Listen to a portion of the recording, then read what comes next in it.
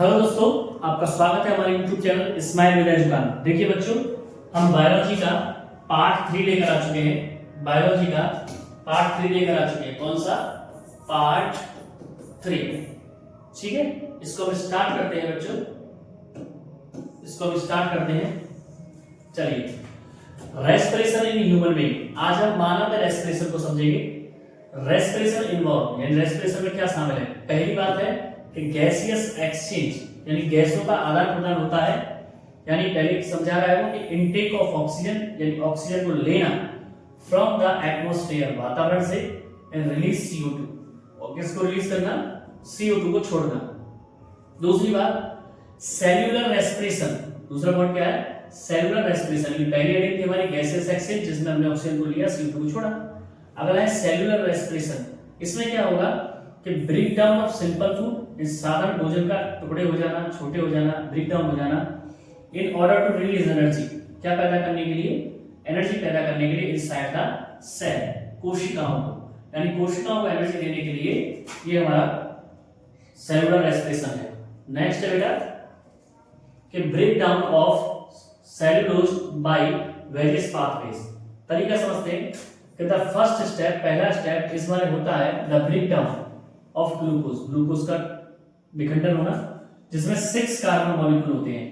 ठीक है, into 3 carbon molecule, इसमें चेंज होना 3 कार्बन के मॉलिक्यूल। ध्यान रखिएगा 6 कार्बन मॉलिक्यूल्स का 3 कार्बन मॉलिक्यूल में ग्लूकोज जो होता है 6 कार्बन का, उसका 3 मॉलिक्यूल कार्बन में चेंज होना ही पायरुवेट कहलाता है। क्या कहलाता है?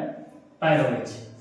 व्हिच टेक्स प्लेस, जो होता है कहां पर? साइटोप्लाज्म में। ध्यान रखना, दोबारा समझ लीजिए। ग्लूकोज जो कि 6 कार्बन मॉलिक्यूल का होता है, उसका ब्रेक डाउन होकर के 3 कार्बन मॉलिक्यूल बनते हैं जो पायरुवेट कहे जाते हैं। वो कहां पर होते हैं? साइटोप्लाज्म में होती है ये क्रिया।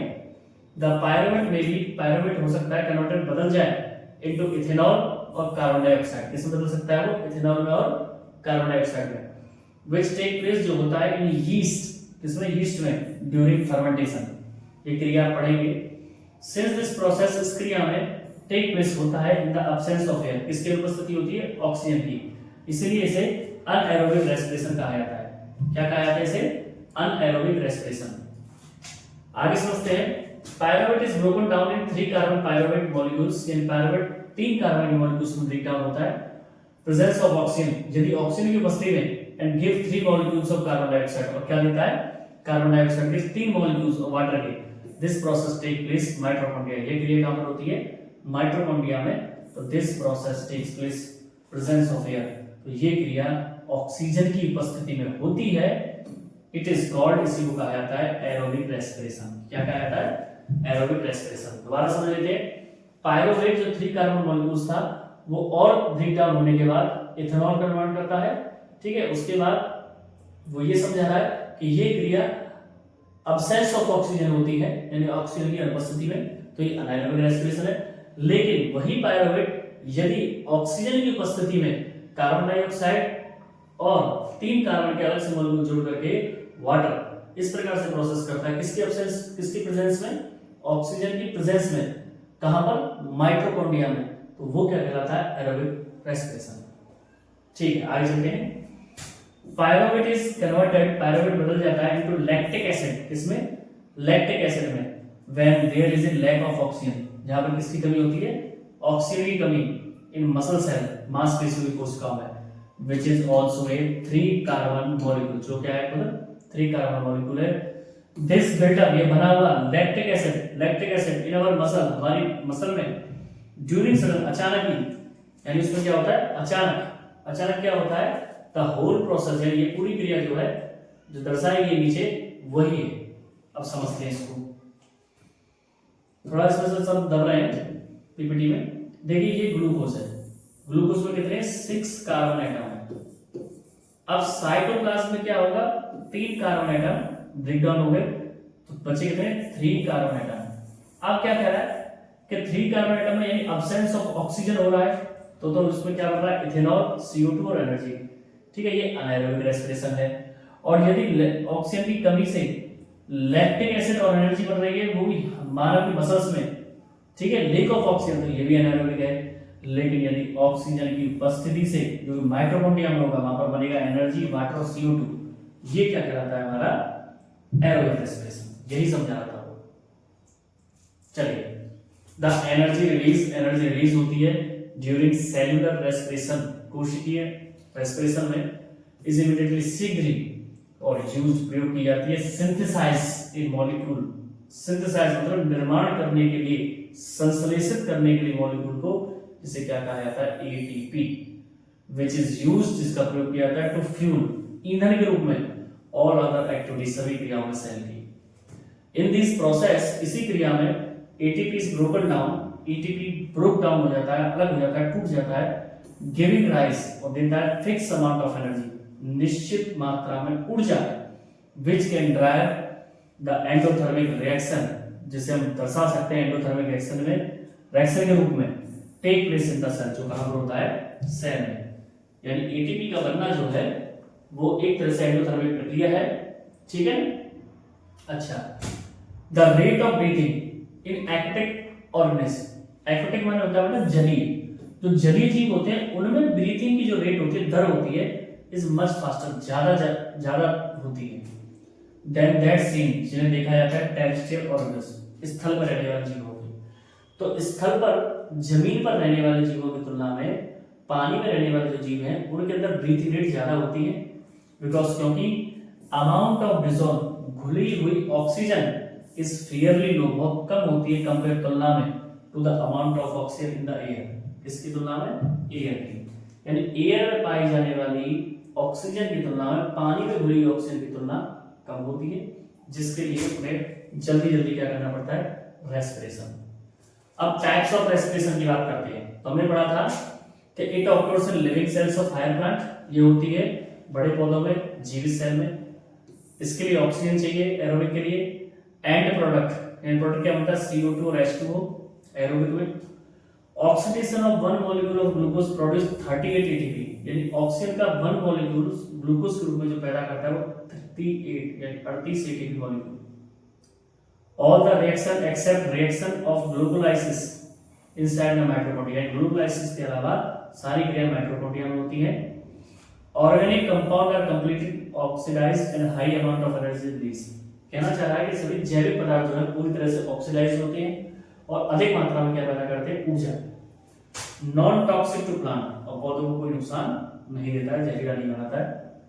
अब anaerobic, it offers bacteria, fungi, germinating seed and fleshy food, muscles.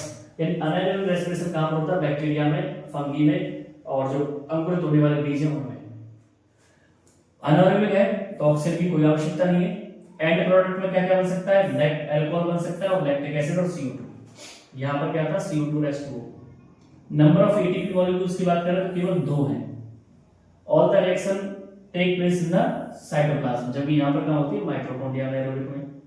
Organic compound in completely oxidised with very small amount of energy release, यानी बहुत कम मात्रा में एनर्जी देते हैं, जबकि ये अधिक मात्रा में एनर्जी देते हैं, कौन, एरोबिक रेस्पिरेशन में। टॉक्सिक टू हायर प्लांट, और ये जहरीला भी कर सकता है पौधों को, ठीक है बेटा, नुकसानदायक है। अब पढ़ते हैं ह्यूमन रेस्पिरेटरी सिस्टम। इसको समझने के लिए पहले चित्र को समझ लेते हैं।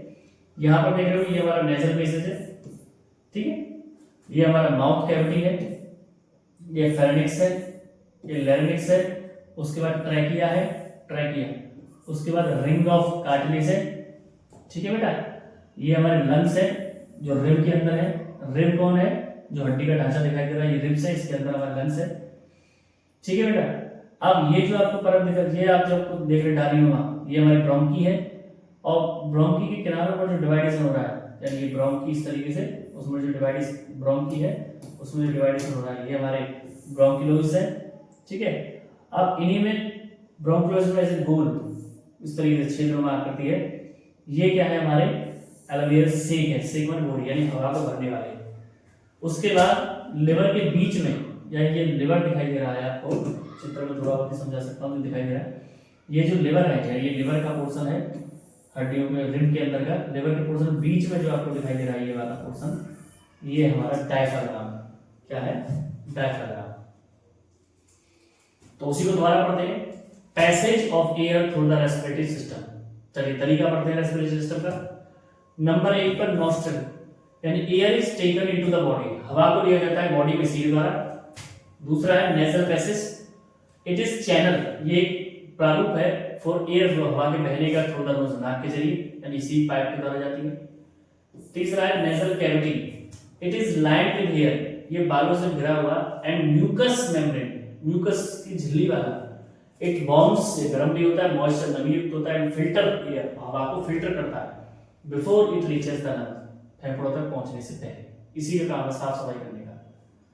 चौथा पॉइंट है pharynx, it contains rings of cartilage, इसमें शामिल होते हैं कार्टिलेज के छल्ले, भी बताया था फेरेनिक्स, व्हिच एंश्योर, जो निश्चित करते हैं दैट कि एयर पासेस, गुजरती हुई हवा डज नॉट कोलैप्स, बेकार ना हो। ठीक है, नेक्स्ट है बेटा larynx, it houses the vocal cords, ये घर होता है वोकल कॉर्ड का, वोकल कॉर्ड यानी जो आपका ये हिस्सा दिखाई दे रहा है, आवाज निकल रही है। एंड मैनिपुलेट पिच, ये आप पिच जानते हो, देखो पिच का मतलब वो खेलने वाली, पिच का मतलब ऊंचा होना, आवाज का नीचा होना, पैना होना, भारी होना, ये सब। एंड वॉल्यूम को कंट्रोल करता है, विच इज एसेंशियल, जो जरूरी है फोनेशन, यानी बातचीत करने के लिए। इट इज ऑल्सो नॉन, इसको कहा जाता है वॉइस बॉक्स के नाम से भी। अब बेटे trachea, pharynx splits into trachea, यानी pharynx split into trachea and oesophagus. It connect larynx, larynx से जुड़ा हुआ है, टू द ब्रोंकी, कहां पर, ब्रोंकी में, ऑफ द लंग्स, लंग्स से। इट प्रोवाइड्स एयर, ये हवा प्रदान करता है, फ्लो, बहने के लिए, टू एंड फ्रॉम, यहां से वहां, लंग्स, फेफड़ों के लिए, यानी हवा को पहुंचाने का काम। अब आता है बेटा ब्रोंकली, दे आर द पैसेज, ये रास्ता है, इनटू द लंग्स, हवा में फेफड़ों तक जाने का। They are the extension of the windpipe, ये फैला होता है विंड पाइप, मतलब हवा का जो पाइप है ये वाला, ये नीचे जाकर के ऐसे फैल जाता है। That subtle air and from the lungs, जो कहां पर पहुंचाता है, लंग्स तक। The oxygen goes to the lungs, oxygen lungs में जाती है, एंड कार्बन डाइऑक्साइड लीव, और कार्बन डाइऑक्साइड छोड़ती है लंग्स से, थ्रू देम, इसी के जरिए। अब आता है बेटा ब्रोंकियोल्स, तो ब्रोंकी गैट्स आएगा, ब्रोंकी गैट्स स्मॉल, ब्रोंकी बहुत छोटी छोटी होती है, व्हेन दे रीचेस, जब वो पहुंचती है क्लोजर, नजदीक, लंग्स माने फेफड़ों के टिश्यू में। दे आर कॉल्ड ब्रोंकियोल्स, उन्हीं को क्या कहा जाता है, ब्रोंकियोल्स कहा जाता है। They are the passage way, वे एक रास्ता है, बाय में जिससे एयर पासेस, हवा गुजरती है, थ्रू द नोज, नाक से होकर के, मुंह से होकर के, एल्वियोली तक, ऑफ द लंग्स, लंग्स के एल्वियोली तक, एल्वियोली तक पहुंचती है। अब आता है alveoli, they are smaller tubes, ये पतली सी ट्यूब है, which finally terminate in balloon like structure, जो कि पूरी तरह से बन जाती है गुब्बारे जैसी आकृति की, विच आर कॉल्ड, जिन्हें कहा जाता है एल्वियोली। दे अलाउ ऑक्सीजन, वे ऑक्सीजन को आने देती है, एंड कार्बन डाइऑक्साइड को मूव करने देती है, जाने देती है बिटवीन द लंग्स, लंग्स से ब्लड स्ट्रीम, खून की धारा में। अब आता है बेटा blood capillaries, they are the sites, ये वो, दे आर द साइट्स, ये वो साइट है, द ट्रांसफर, जो ट्रांसफर करने का काम करती है ऑक्सीजन को, एंड अदर न्यूट्रिएंट्स, और अन्य पोषक तत्वों को, यानी ये वो चीज है जो ऑक्सीजन को और अन्य पोषक तत्वों को ट्रांसफर करने का काम करती है पूरी बॉडी में, कहां से, फ्रॉम द ब्लड स्ट्रीम, खून की धारा से, टू द अदर टिश्यू, अन्य ऊतकों तक, इन द बॉडी, पूरे शरीर में।